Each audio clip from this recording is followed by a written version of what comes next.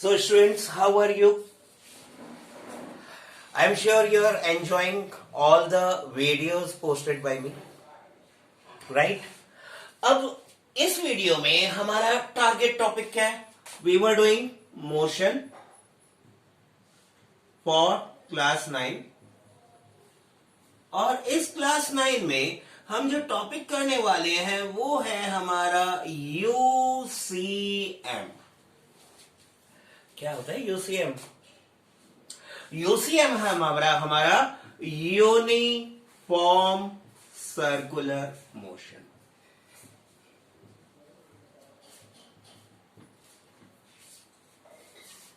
अब इस uniform circular motion में मैं कुछ टॉपिक्स ऐसे कराऊंगा जो आपके क्लास 9 के लिए बहुत इंपॉर्टेंट है, जिन पे बेस्ड क्वेश्चंस आपके आते हैं।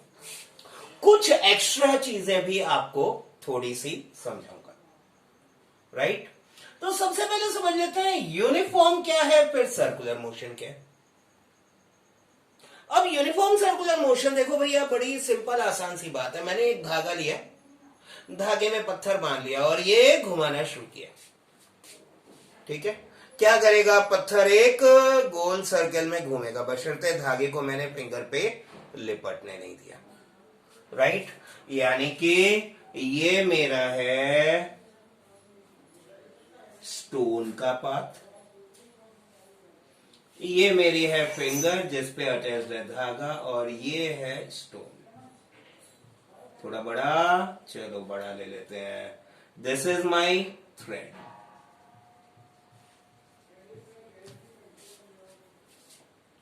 ठीक है, पहले कुछ एक बेसिक अंडरस्टैंडिंग कर लेते हैं कि ये सर्कुलर मोशन आपके लीनियर मोशन से कैसे अलग है। जो क्वांटिटीज, जो फिजिकल क्वांटिटीज हमने अब तक समझी, उन फिजिकल क्वांटिटीज को अगर हम यहां पे देखें तो वो फिजिकल क्वांटिटीज यहां कैसे वेरी करेंगी। हमने कौन सी फिजिकल क्वांटिटीज पढ़ी थी? हमने नई फिजिकल क्वांटिटीज पढ़ी डिस्प्लेसमेंट, हमने नई फिजिकल क्वांटिटी पढ़ी वेलोसिटी, हमने नई फिजिकल क्वांटिटी पढ़ी एक्सेलरेशन। ठीक है, इस बार हम उल्टी बात शुरू करते हैं, पहले एक्सेलरेशन से बात शुरू करते हैं, ठीक है? क्योंकि यह यूनिफॉर्म का बेसिक मीनिंग क्या है ये मैं पहले बता दूंगा आपको। वेलोसिटी का काउंटर पार्ट क्या था? हमारी स्पीड, राइट? तो हम ये कह रहे हैं यूनिफॉर्म सर्कुलर मोशन कौन सा मोशन होगा? जिसमें ये स्टोन इस सर्कुलर पाथ पे uniform speed, not velocity, uniform speed के साथ मूव करेगा। ठीक है, कैसे डिफाइन करेंगे हम यूसीएम को? Any object moving in circular path, भाई रास्ता उसने लिया circular, with uniform speed, exhibits UCM, uniform circular motion. कोई भी एक ऑब्जेक्ट, दो नहीं चाहिए हमें, कोई भी एक ऑब्जेक्ट, ठीक है, एक सर्कुलर पाथ में मूव कर रही है एक यूनिफॉर्म स्पीड के साथ, तो हम कहेंगे भाई ये ऑब्जेक्ट एग्जिबिट कर रही है यूनिफॉर्म सर्कुलर मोशन। यानी यूनिफॉर्म सर्कुलर मोशन एग्जिबिट करने के लिए इस ऑब्जेक्ट को circular path, same circular path में बार बार मूव करते रहना पड़ेगा। स्पीड इसकी सेम रहेगी,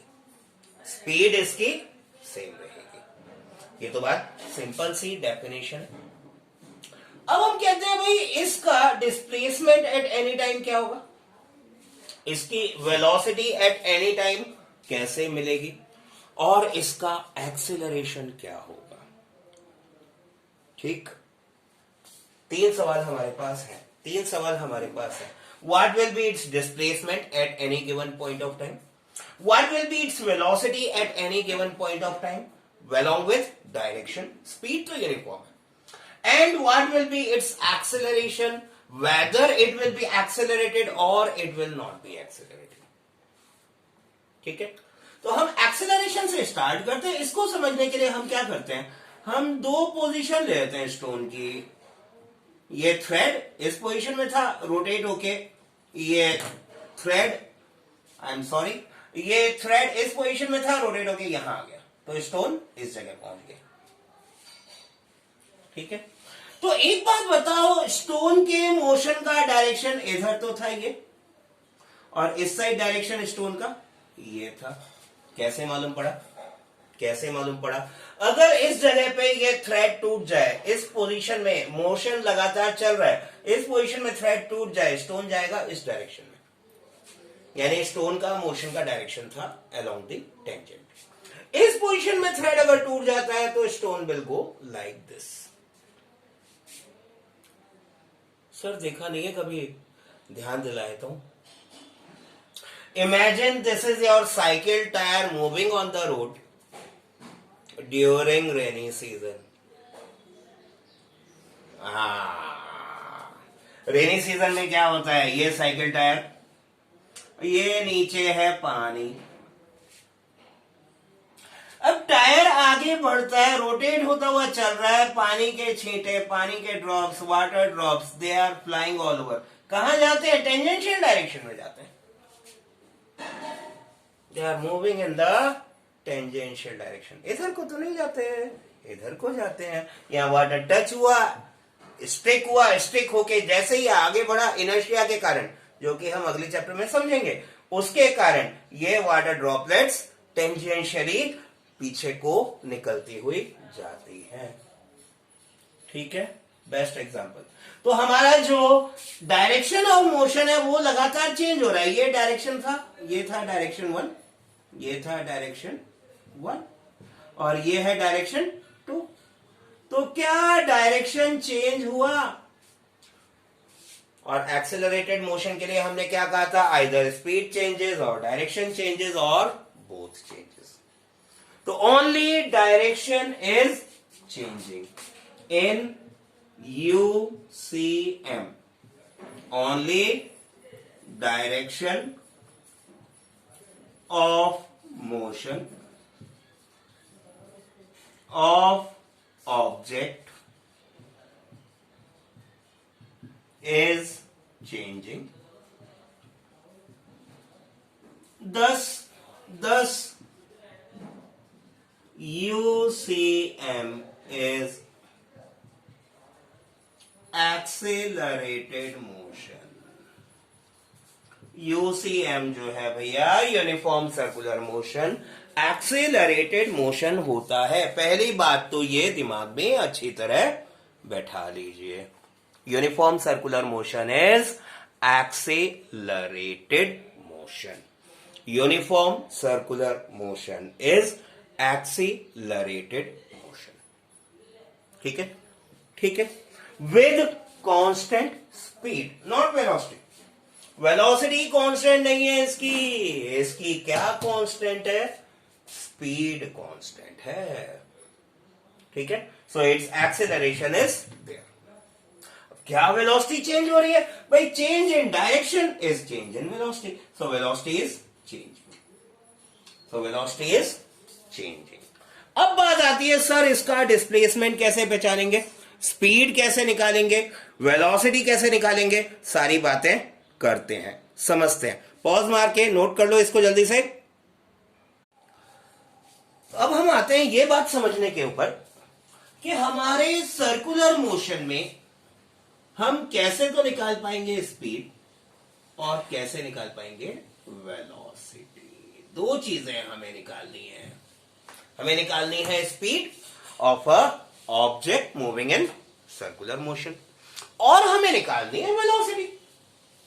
राइट. तो स्पीड निकालने के लिए हमें क्या चाहिए, क्या था फॉर्मूला स्पीड का, डिस्टेंस अपॉन टाइम, और वेलोसिटी का था डिस्प्लेसमेंट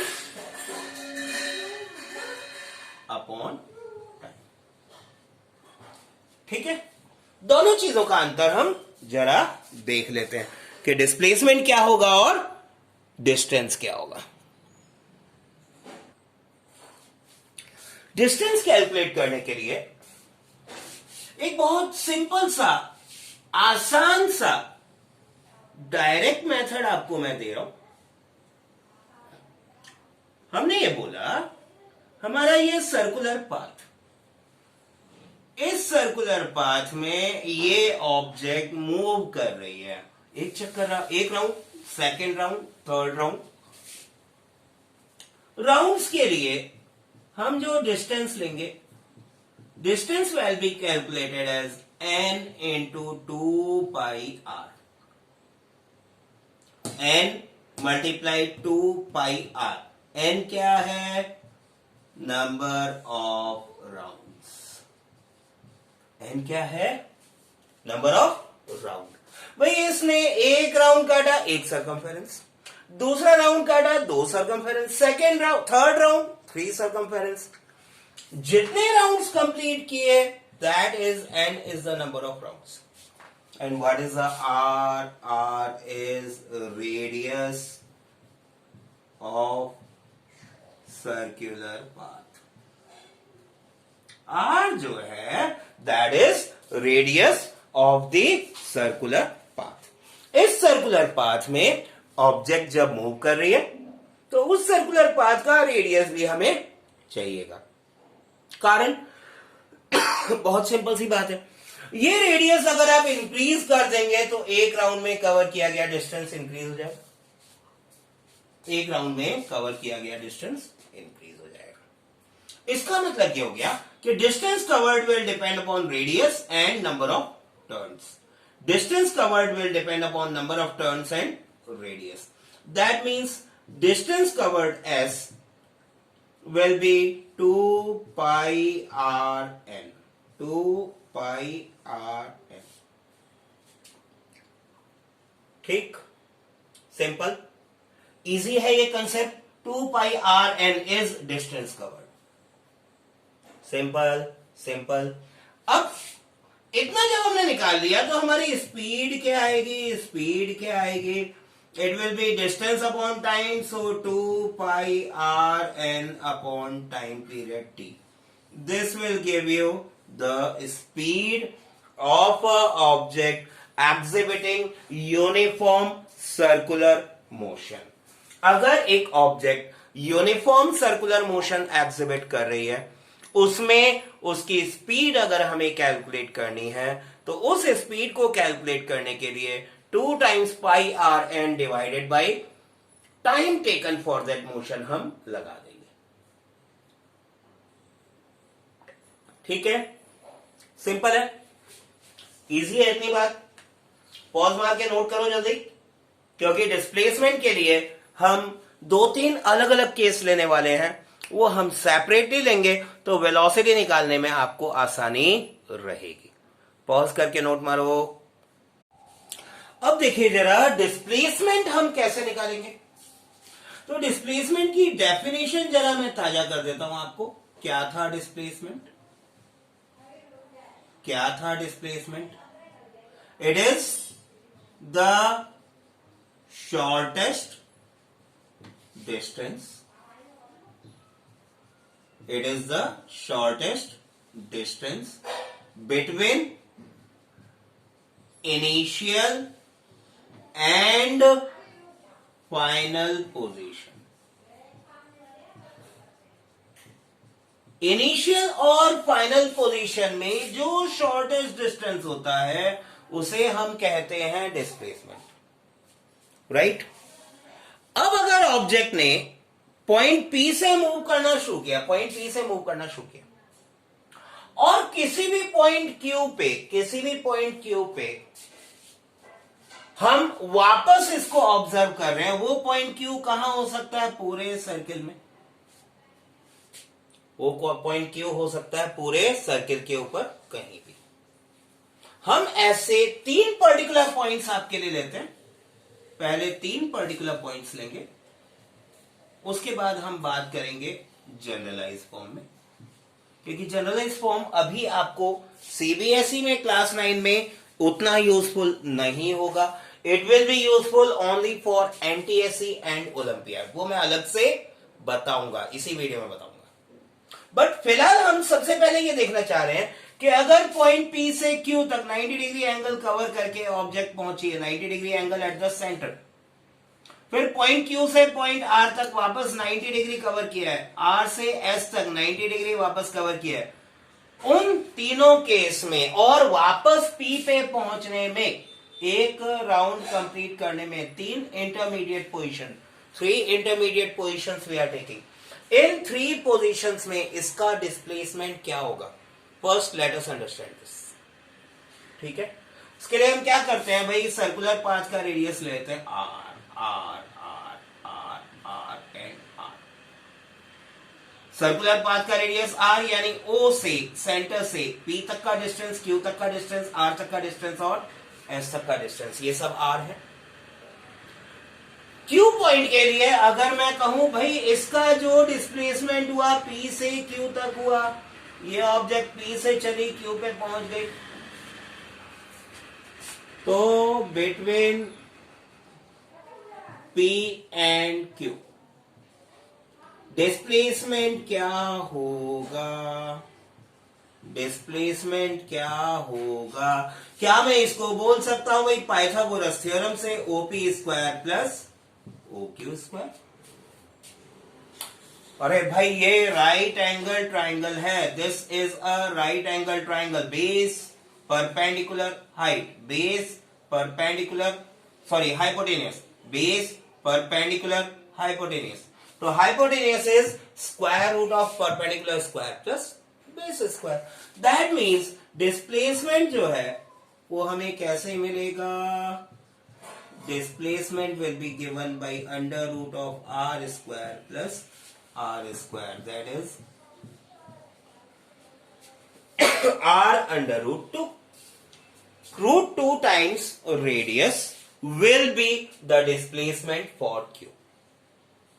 हाथ के हाथ बात कर लेते हैं, will it be the same for s, will it be the same for the point s, for s displacement again is root 2 times r.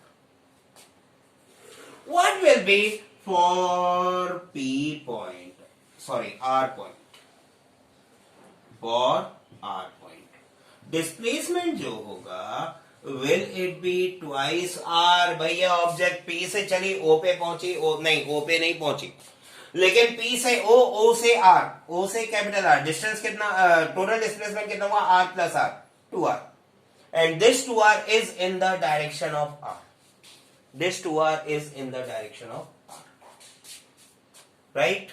चलिए for point P, point P पे अगर ऑब्जेक्ट वापस पहुंच रही है then displacement will be 0, a big 0, a big zero, a big zero, simple simple. ठीक है, इससे रिलेटेड मतलब कुछ पॉइंट्स बड़े सिंपल सिंपल से नोट कर लेंगे। For number of rotations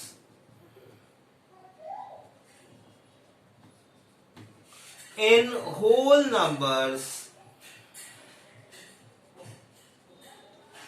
displacement will be 0। भाई 1 राउंड कंप्लीट किया, 1 रोटेशन कंप्लीट किया, 2 रोटेशन कंप्लीट किए, 3 रोटेशन कंप्लीट किए, हर बार पॉइंट पी पे पहुंच रही है, हर बार पॉइंट पी पे पहुंच रही है ऑब्जेक्ट वापस, तो displacement will be 0। Number of rotations in whole numbers, displacement will be 0। number of rotations, अगर whole number plus 1/2 हो, 3.5 rotation, 4.5 rotation, 5.5 rotation, 6.5 rotation and so on, then displacement will be 2r, then displacement will be 2r। r. अगर number of rotations या तो हो form n+1/4 या हो n+3/4, where n क्या है, नेचुरल नंबर या होल नंबर, ठीक है, then displacement will be √2 times r. Then displacement will be √2 times r. Simple है ये बात, सिंपल है ये बात. पॉज मार के नोट मारो, फिर ओलंपियाड एनटीएससी से रिलेटेड क्या एक्स्ट्रा नॉलेज आपको चाहिए वो बताता हूं. उसके बाद एक अलग से वीडियो में हम करेंगे कुछ बढ़िया बढ़िया से न्यूमेरिकल्स. हाँ तो प्यारे बच्चों, मैंने क्या कहा था, जो भी आप लोग ओलंपियाड एनटीएससी या आईजेएसओ में अपीयर करना चाहते हैं उनके लिए मैं एक एक्स्ट्रा टॉपिक कराऊंगा यूनिफॉर्म सर्कुलर मोशन से रिलेटेड.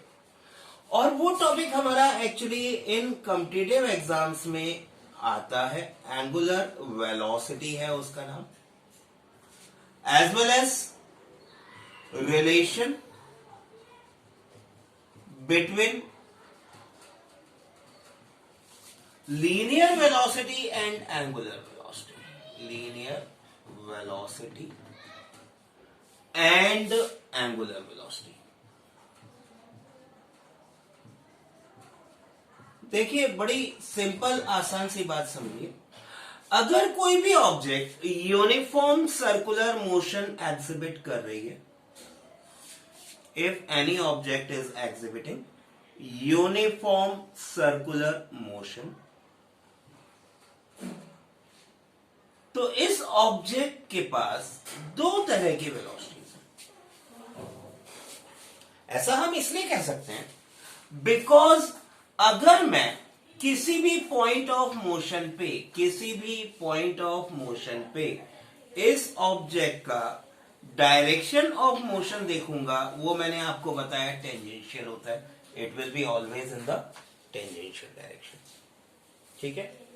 दूसरी बात मैंने ये देखी है कि अगर ये ऑब्जेक्ट अलग अलग रेडियस के सर्कल्स में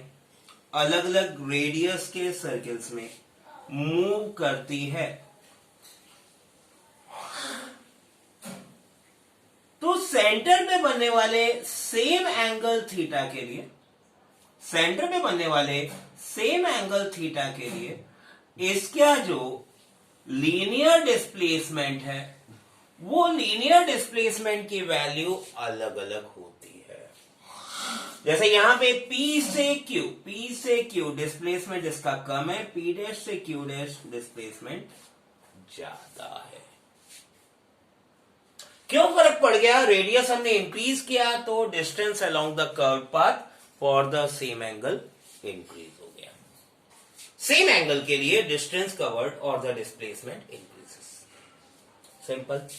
तो यहां पे मैं बहुत सिंपल सी बात ये कह रहा हूं, हम जो एंगुलर वेलोसिटी डिफाइन करते हैं, एंगुलर वेलोसिटी, इसको हम रिप्रेजेंट करते हैं by omega. This is by omega is total change in angle upon time taken. मतलब क्या हुआ चेंज इन एंगल का? P से Q तक आने में, P' से Q' तक आने में इसने सेंटर पे बनने वाला एंगल, रेडियस से सेंटर पे बनने वाले एंगल में कितना इंक्रीज या डिक्रीज किया, that is change in angle divided by time taken for this angle. तो इसको हम नॉर्मली रिप्रेजेंट करते हैं, angular velocity omega is d theta या delta theta upon delta t. जहां पे डेल्टा किसको रिप्रेजेंट कर रहा है? डेल्टा रिप्रेजेंट कर रहा है स्मॉल चेंज को. डेल्टा रिप्रेजेंट कर रहा है स्मॉल चेंज को. Delta is representing small change, right. अब अगर आपको लीनियर वेलोसिटी निकालनी है तो linear velocity will be given by linear velocity v will be given by r times angular velocity. अब ये r टाइम्स एंगुलर वेलोसिटी कैसे आया भैया? सिंपल सी बात सुनो, यहां पे रेडियस r इंक्रीज हो रहा है, सेम एंगल के लिए जो आर्क लेंथ होगी वो आर्क लेंथ डिपेंड करेगी ऑन द रेडियस। भैया सिंपल सी बात, P से Q तक की जो आर्क है क्या वो छोटी है? P डैश से Q डैश तक की आर्क बड़ी है, यानी आर्क जैसे जैसे इंक्रीज हो रहा है ये डिस्टेंस कवर्ड बढ़ता जा रहा है। ठीक है, for the same change in angle, इसीलिए हमने कहा this V will be equal to R omega. Simple, आसान सी बात है, आसान सी बात है। एक और चलो छोटी सी चीज समझ लो, बड़ी सिंपल सी है। एंगल जो है यहां पे थीटा, ये एंगल हम डिग्रीज में इस बार मेजर नहीं कर रहे, 30, 60, 40 डिग्री नहीं है।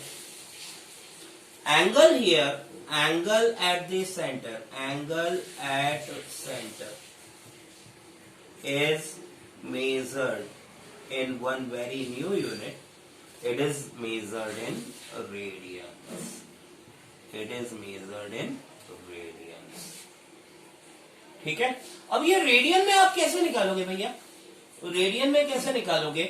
उसके लिए बड़ा सिंपल सा मल्टीप्लिकेशन फैक्टर है, angle in radians, theta, theta in radians, theta in radians is equal to pi upon 180। ये वही जाना पहचाना पाई है भाई, 22/7, pi upon 180 multiplied with theta in degrees.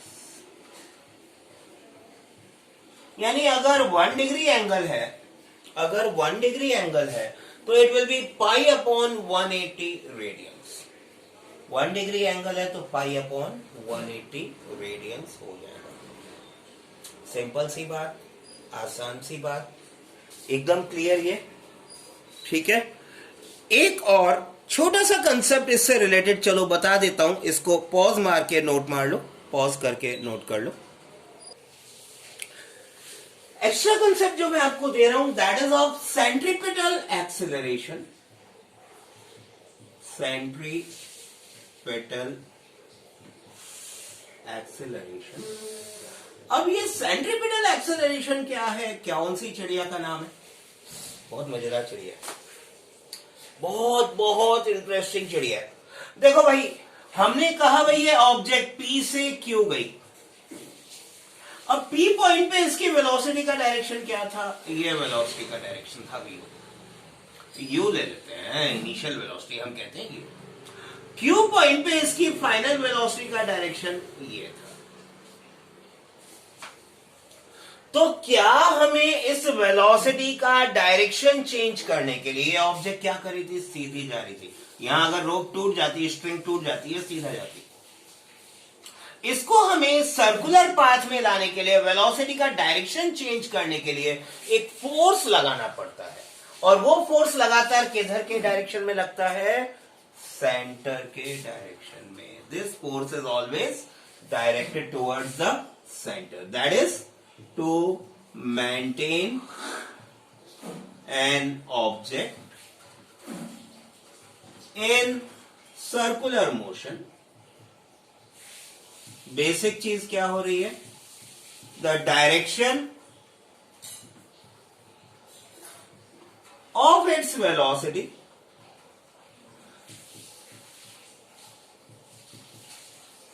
changes at every point।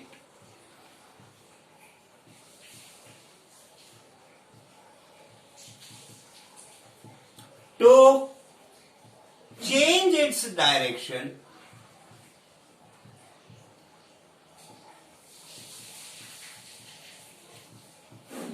a continuous force is required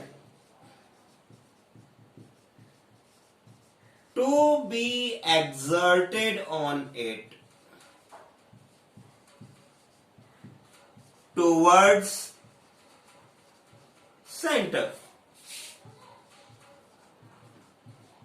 This force is called